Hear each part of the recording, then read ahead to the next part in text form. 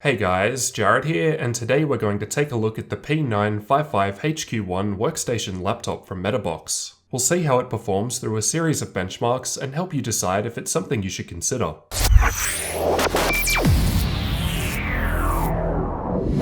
Inside the box we've got the laptop itself, manual and warranty information, driver CD, microfiber cloth, and the power brick and cable. Let's start off with the specs of the laptop, keeping in mind that you can customize it while ordering. In my configuration, there's an Intel 7700HQ quad-core Kaby Lake CPU, which runs at 2.8 GHz and can turbo up to 3.8 GHz. I've got 16GB of DDR4 memory running at 2400 MHz here, but the two slots can support up to 32GB. For storage, there's a Samsung 960 EVO 250GB PCIe M.2 SSD, although there are also lower-end SSD options available, if you want to save some money. There's also a secondary 1TB 5400 RPM hard drive installed for additional space. What makes this laptop different to others I've looked at previously is that it's got an Nvidia Quadro P3000 graphics card, as it's designed to be a workstation rather than your typical gaming laptop. I'm still going to perform some gaming benchmarks in addition to more professional workloads, as I'm sure people will want to see how it performs. For the screen, there's a 15.6-inch 1080p display, which can optionally be upgraded to 4K. As for network connectivity, there's a gigabit Ethernet port on the right, which needs to be pulled down to access, and an Intel dual-band wireless AC8265 card for Wi-Fi with Bluetooth 4.0. The whole body of the laptop has a black matte finish to it and is made from aluminium, or aluminum depending on where you're from, which makes it feel nice and solid while remaining relatively lightweight. The physical dimensions of the laptop are 38cm in width, 25.4cm in depth, and just 1.86cm in height, so it's fairly thin.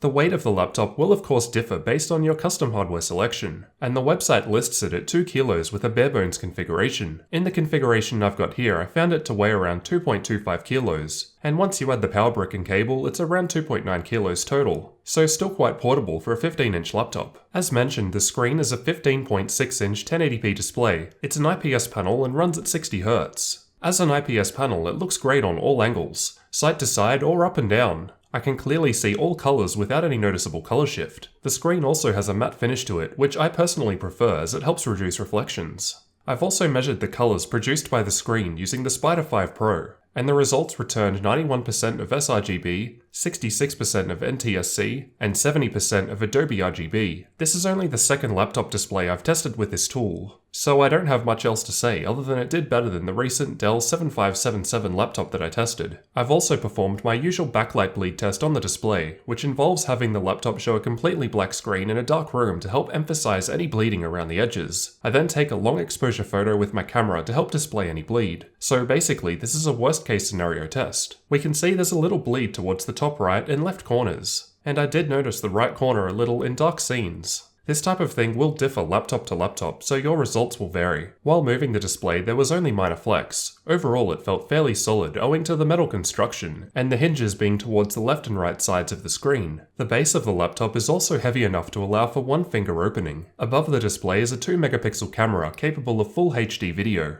The camera's not too bad, still a little grainy even with some lighting. The microphone on the other hand sounds really good in comparison. The speakers also sound fairly clear, but there's no bass at all. The keyboard was quite nice and seemed the same as other Metabox laptops that I've tested recently. It's great to type with and isn't very noisy. I've got no complaints. All keys are RGB backlit and can be customized through the included FlexiKey software. Although there's no individual key customization available, there are a number of effects to choose from, or you can color the keyboard in 3 separate sections. I was surprised to find a little bit of keyboard flex considering the solid metal body of the laptop, but while typing normally this wasn't noticeable. The touchpad worked fine, it has a light matte texture to it, and there are physically separate left and right buttons, which were clicky but not too loud. As for the available I/O, starting on the left we've got a Kensington lock, air exhaust vent, power input, HDMI port, 2 mini DisplayPort 1.3 outputs, 2 USB 3.1 Gen 2 Type-C ports, and 2 USB 3.1 Gen 1 Type-A ports, one of which is powered. On the right, there's 3.5mm microphone and headphone jacks, another USB 3.1 Gen 1 Type-A port, SD card reader, and Ethernet port.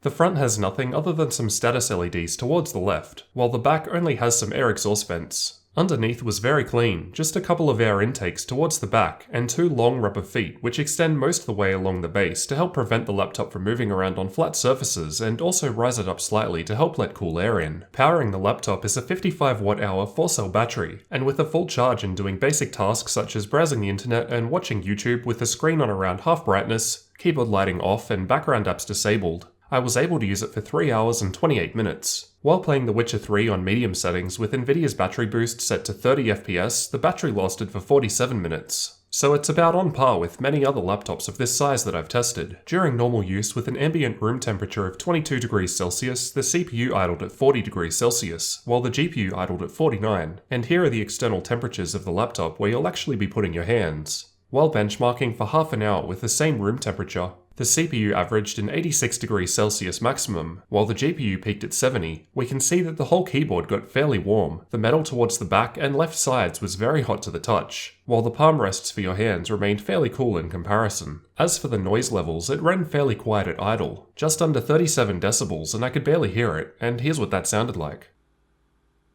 While running benchmarks, it sat around 51 decibels, which is fairly average for a laptop of this size, and here's what that sounded like. Even with both the CPU and GPU fully utilized, the fan still didn't max out. With the fans manually set to maximum, the total volume increases to the 56 decibel mark and is quite loud. Here's what that sounded like. Finally, let's get into the benchmarks. We'll first take a look at some more professional tests that should make better use of the Quadro graphics card, followed by some gaming tests. As mentioned, this is my first time with a Quadro card, so I've chosen some benchmarks that are commonly run with these. Let me know if there are any others you'd like to see in the future. SpecViewPerf is a standard benchmark tool based on professional applications and measures 3D graphics performance of OpenGL and DirectX. I've run these tests 3 times to get the averages shown here. LuxMark is an OpenCL benchmark tool, and I've run the LuxBall HDR, Newman TLM, and Hotel Lobby tests 3 times each to get these averages. I've also run these tests with both the GPU only, and with GPU and CPU combined. I've run Cinebench's OpenGL benchmark, which renders a 3D scene which resulted in an average of 112.8 FPS over 3 runs. I've also run the Firestrike and TimeSpy benchmarks from 3DMark and got scores of 8,176 and 3,027 respectively. Likewise, here are the results for Heaven, Valley, and Superposition benchmarks from Unigine. Just pause the video for a more in-depth look. Now let's check out the gaming results. While I fully understand that Quadro graphics cards are not really intended for gaming, that's what the GeForce series of graphics cards are designed for, I was interested to see how it performed. And if you're buying a laptop like this for work, you might also want to play some games on it too. All games will run at a 1080p resolution with all Windows and Nvidia updates to date installed. PlayerUnknown's Battlegrounds performed fairly well, although you'll want to run at high settings or lower to average 60 FPS. As the frame rate in this game can vary quite a bit based on what's going on in the game, the 1% lows are quite a bit lower than the averages, so you'll likely have some sharp drops while playing. Shadow of War was fairly similar in terms of frame rates at various setting levels, where high or lower settings gets you around the 60 FPS average. In The Witcher 3, once again, high or lower settings are required for a 60 FPS average. However, the 1% lows are quite a bit lower than the averages here. As usual, Doom performs fairly close at all levels of settings, and even at ultra settings we're averaging above 60 FPS, with the 1% lows that aren't too low. Rise of the Tomb Raider also ran quite well, requiring high or lower settings to hit that 60 FPS sweet spot yet again. Ghost Recon is a fairly resource-intensive game, and you'll definitely need to look at playing this one with lower settings. Ashes of the Singularity is another fairly resource-intensive game, and these are the results we got with the P3000 Quadro and 7700 HQ combo. So the gaming results weren't actually too bad. The Quadro performed fairly close to a 1060 with Max-Q, just slightly behind, but better than a 1050 Ti.